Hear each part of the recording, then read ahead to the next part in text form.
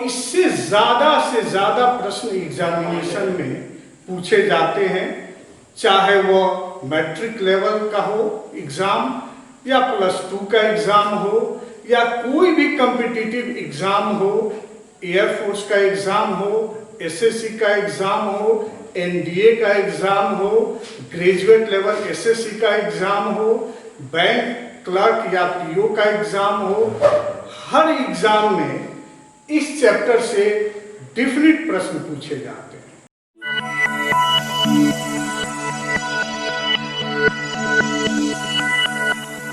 Welcome everyone. जैसा कि हम लोग अभी तक बेसिक इंग्लिश ग्रामर के 3 पार्ट का अध्ययन कर चुके हैं, जिसमें 2 पार्ट वर्ब के विषय में चर्चा किए हैं और तीसरा पार्ट टेंस के डिफिनीशन के साथ साथ इसका क्लासिफिकेशन हम लोग अध्ययन कर चुके थे।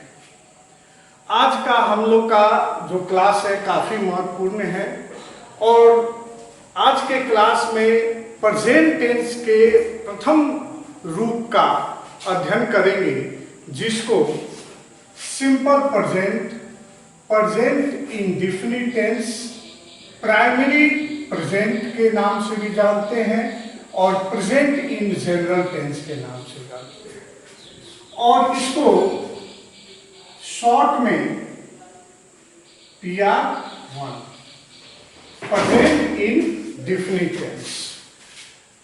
जितने भी टेंस का हम लोग का अध्ययन करना है, उसमें सबसे महत्वपूर्ण टेंस माना जाता है सिंपल प्रेजेंट, और इससे ज्यादा प्रश्न एग्जामिनेशन में पूछे जाते हैं, चाहे वो मैट्रिक लेवल का हो एग्जाम या +2 का एग्जाम हो या कोई भी कॉम्पिटिटिव एग्जाम हो, एयरफोर्स का एग्जाम हो, एसएससी का एग्जाम हो, एनडीए का एग्जाम हो, ग्रेजुएट लेवल एसएससी का एग्जाम हो, बैंक क्लर्क या पीओ का एग्जाम हो।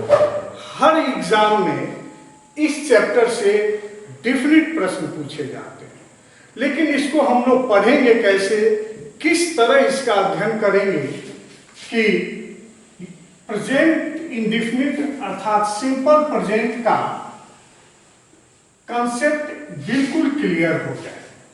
तो हम लोग इसमें सबसे पहले इसका फॉर्मेशन देखेंगे।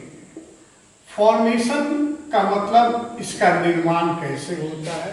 हम लोग हिंदी में भी देखेंगे कि हिंदी वाक्यों में इसका रूप कैसे होता है, इंग्लिश सेंटेंसेस इन इंग्लिश में किस तरह के रूप होते हैं।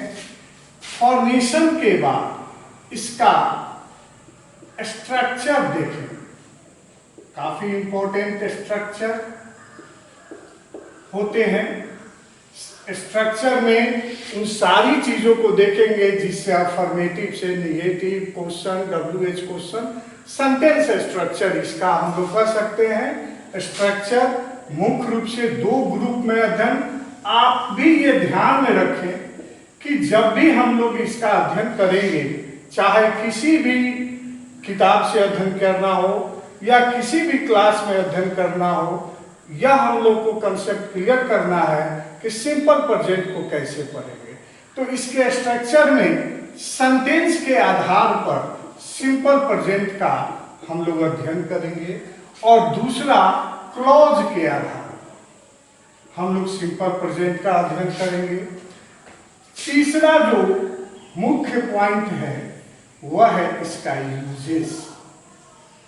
इन सभी टर्म को पढ़ने के बाद एग्जाम में क्वेश्चन की क्या टाइप्स होते हैं, क्वेश्चंस का मॉडल क्या होते हैं, इस पर हम लोग ध्यान देंगे। तो सिंपल प्रेजेंट का फॉर्मेशन देखेंगे, स्ट्रक्चर देखेंगे, यूजेस देखेंगे। स्ट्रक्चर में सेंटेंस स्ट्रक्चर देखेंगे, क्लॉज स्ट्रक्चर देखेंगे। हम लोग जानते हैं, यहाँ पर एक चीज और क्लियर कर लिया जाए कि अब आगे एडवांस इंग्लिश पढ़ना है तो क्लॉज की चर्चा हम लोग अभी कर लें। थोड़ा सा यहाँ देखें, क्लॉज का हिंदी होता है उपवाक्य या वाक्य खंड।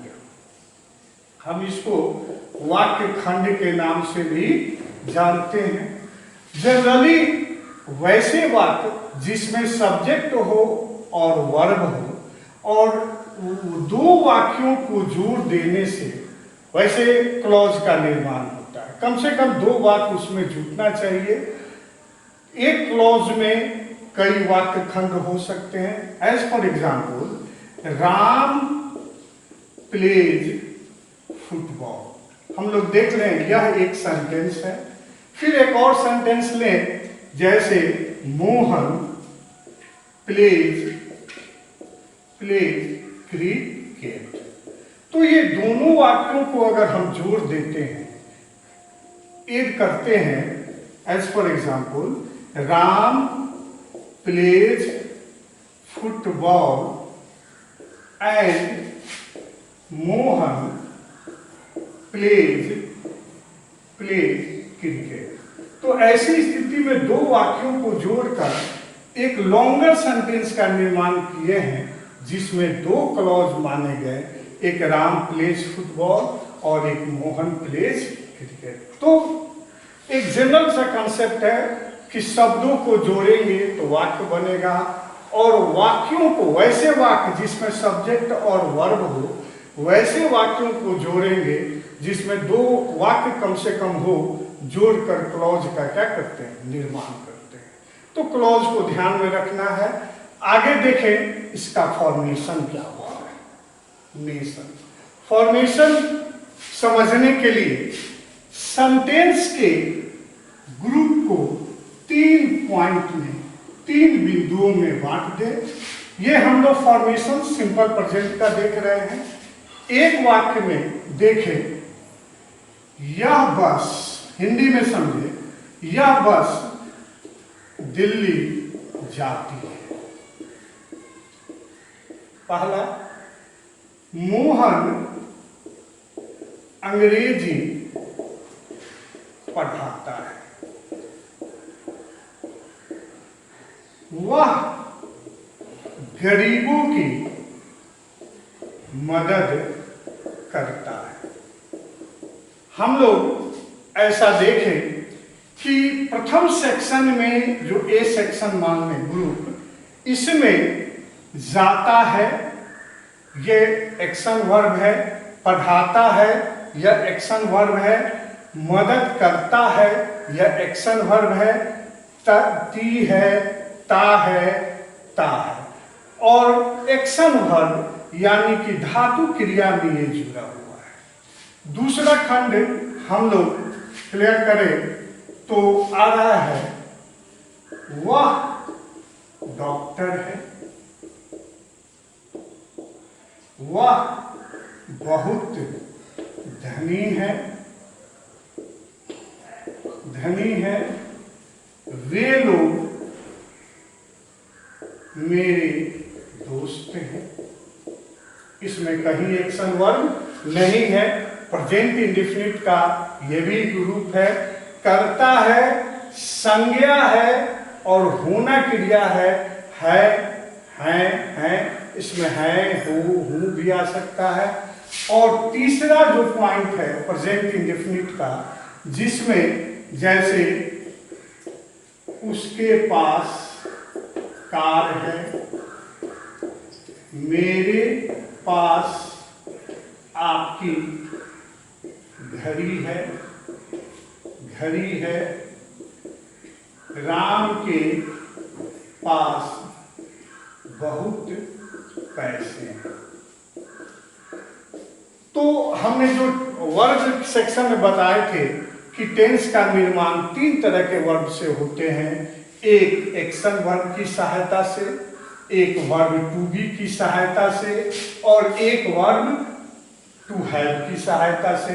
तो ये तीनों फॉर्म जो है प्रेजेंट इंडेफिनिट का है। अगर कर्ता के बाद संज्ञा हो तब है, हूँ, उसके बाद कर्ता के बाद कोई ऐसा नाउन हो जो कर्ता अपने पास रखता है, यह प्रेजेंट की अवस्था को डिनोट करता है।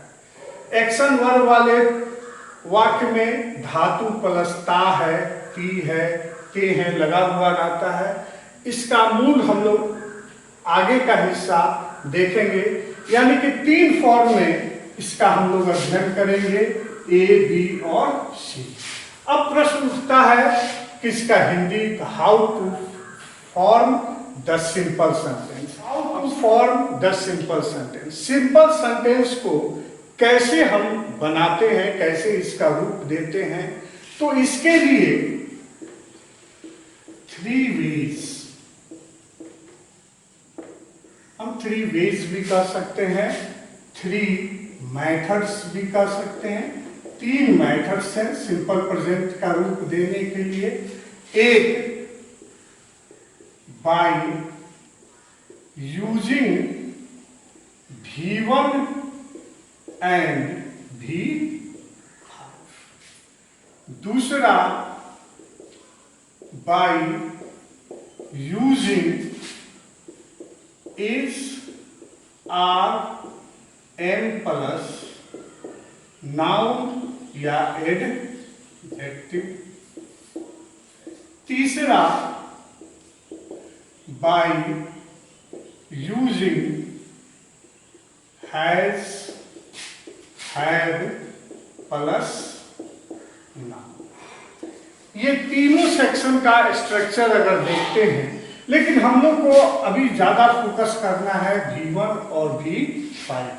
क्लियर है कि V1 और V5 है, तो इसमें क्रिया का जो रूप होगा वह धातु प्लस ता है, ती है और ते। ये पहचान का तरीका। ऐसा नहीं कहेंगे कि जिस वाक्य के अंत में धातु प्लस ता है, ती है, ते है, उसको सिंपल प्रेजेंट करते हैं। नहीं, वो चीज नहीं है। ये सिर्फ पहचान की तरीका है। सिंपल प्रेजेंट का क्या डिफिनीशन होता है, इसका क्यों यूज करते हैं, ये हम आगे के क्लास में हम इसके बाद देखेंगे। उदाहरण के लिए तो हम लोग स्ट्रक्चर इसका फर्स्ट तैयार कर लें।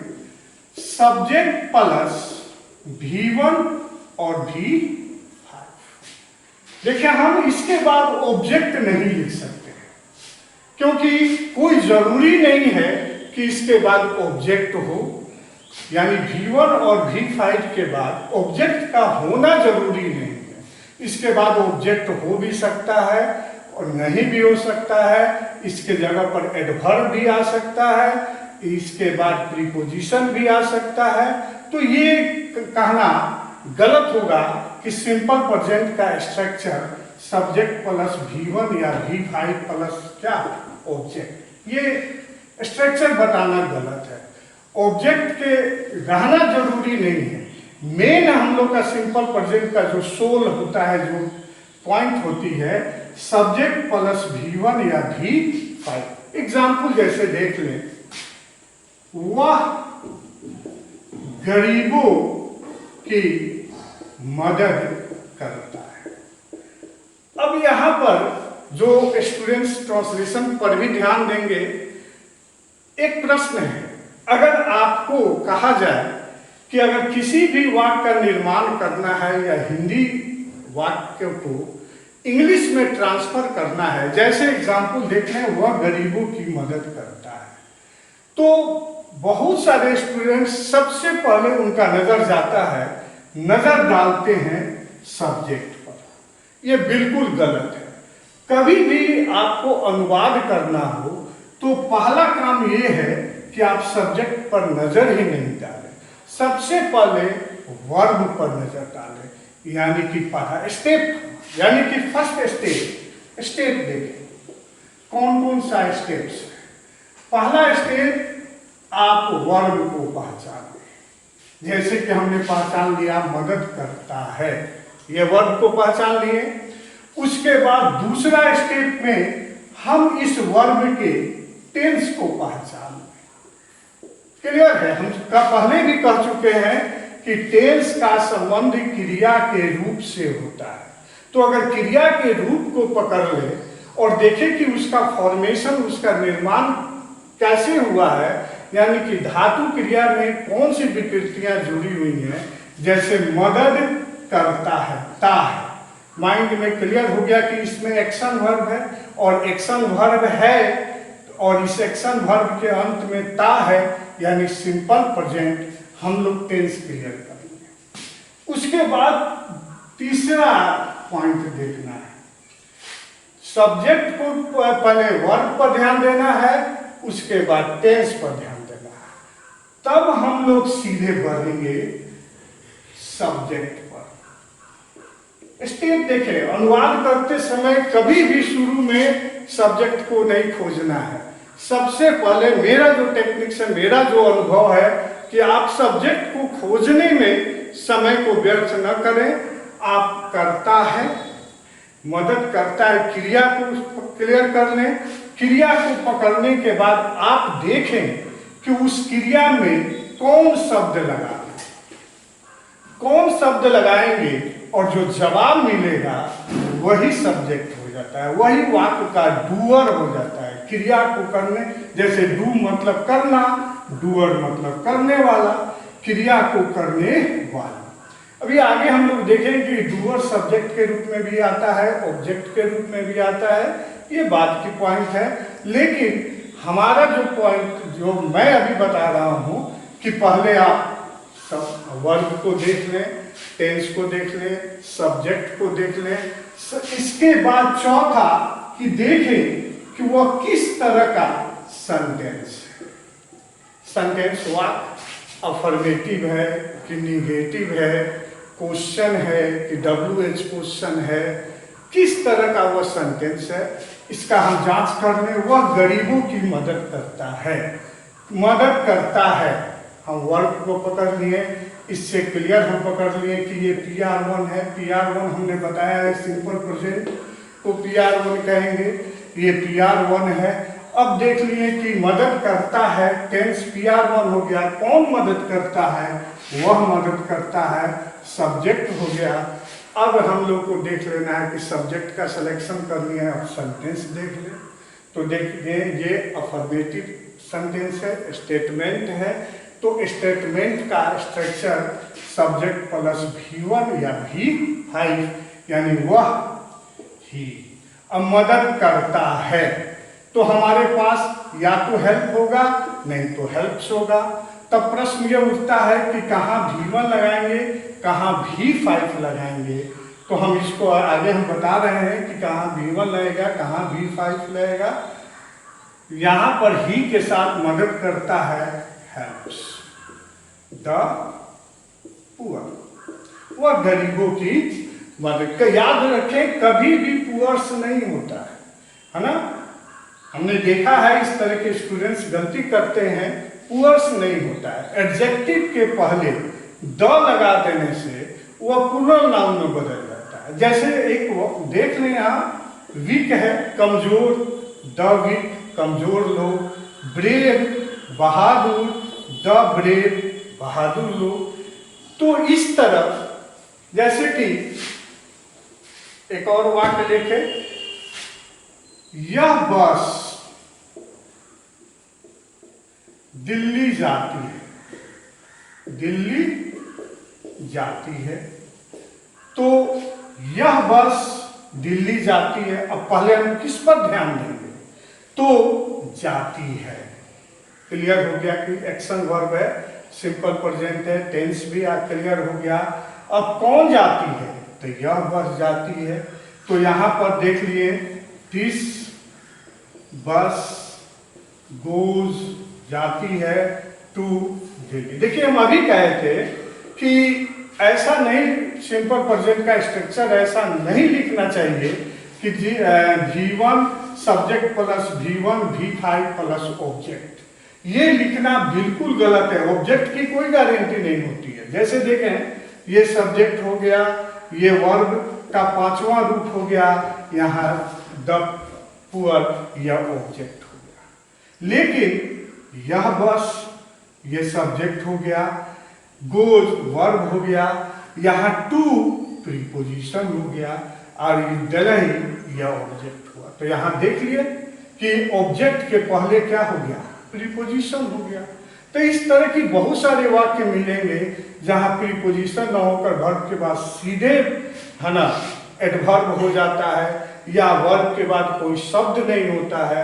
तो ऐसा कंसेप्ट नहीं समझना है या नहीं रखना है कि सिंपल प्रेजेंट का जो स्ट्रक्चर होता है वह सब्जेक्ट प्लस V1 और V5 प्लस ऑब्जेक्ट होता है। यहाँ ऑब्जेक्ट भी हो सकता है, ऑब्जेक्ट भी हो सकता है, प्रीपोजिशन प्लस ऑब्जेक्ट हो सकता है, या कोई वर्ड नहीं हो, या एडवर्ब भी हो सकता है। तो बहुत सारा पॉइंट्स हो सकता है, क्लॉज भी हो सकता है। तो हम किसी भी रूप में वर्ब के सिंपल प्रेजेंट के फॉर्म में सब्जेक्ट प्लस V1 या V5 प्लस ऑब्जेक्ट नहीं कर सकते हैं। इसको ब्लैंक रखें या अदर वर्ड्स आप लिख सकते हैं। अदर वर्ड्स में ऑब्जेक्ट भी आ सकता है, अदर वर्ड्स में प्रीपोजिशन भी आ सकता है, एडवर्ब भी आ सकता है। तो हम लोग देखें सिंपल प्रेजेंट में अफर्मेटिव, इसका negative, WH negative, question, WH question, इतने रूप को हम लोग अभी देखें। यह अफर्मेटिव,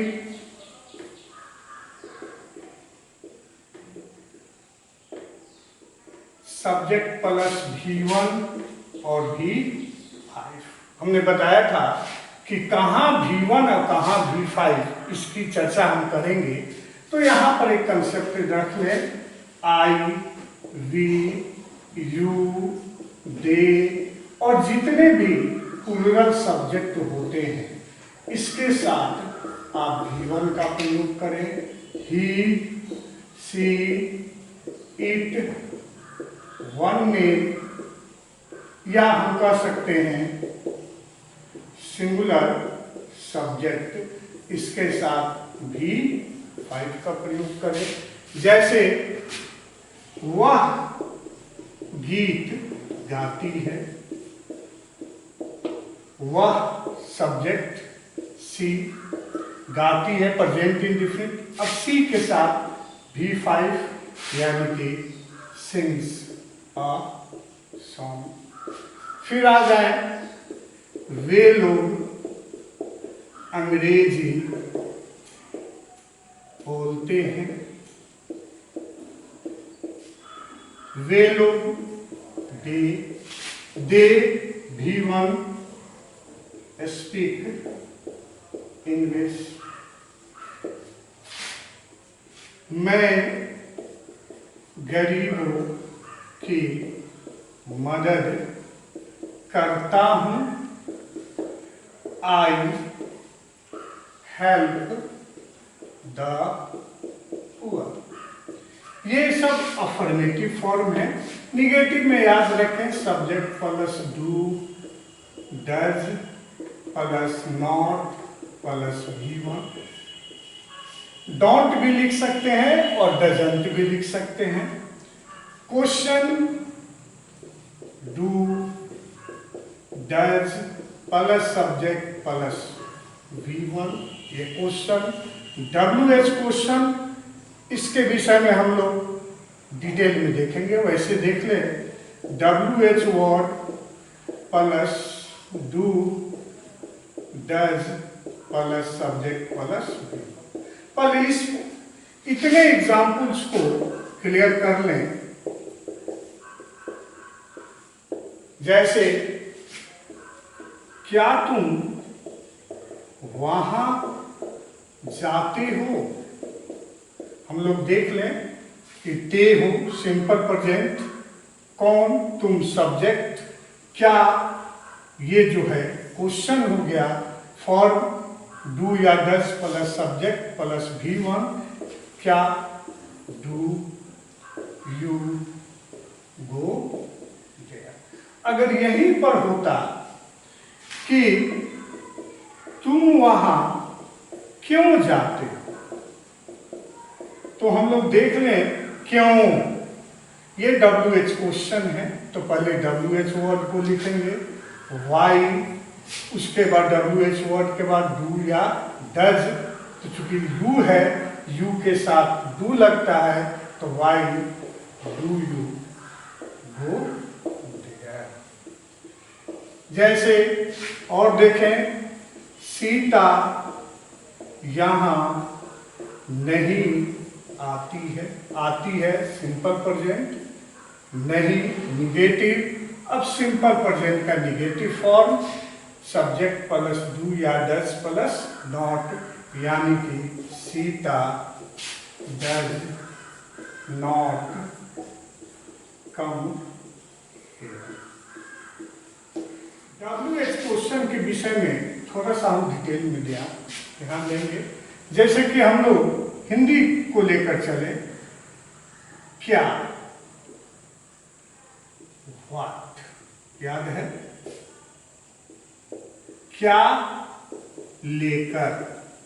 देखिए ये स्पोकन में भी बहुत कामयाब ये ट्रिक्स है, साथ साथ सेंटेंस है ना फॉर्मेशन में। क्या लेकर, विथ व्हाट, किसे, whom, किसके साथ, with whom, किसके लिए, for whom। फिर आए कब,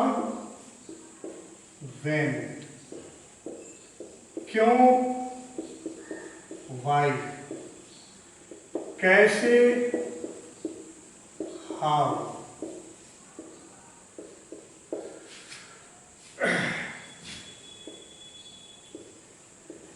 कितने बार, how often,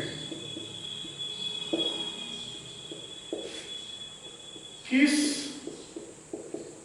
कार से, बाय विच कार, किस बस से, बाय विच बस, किस गाड़ी से, बाय विच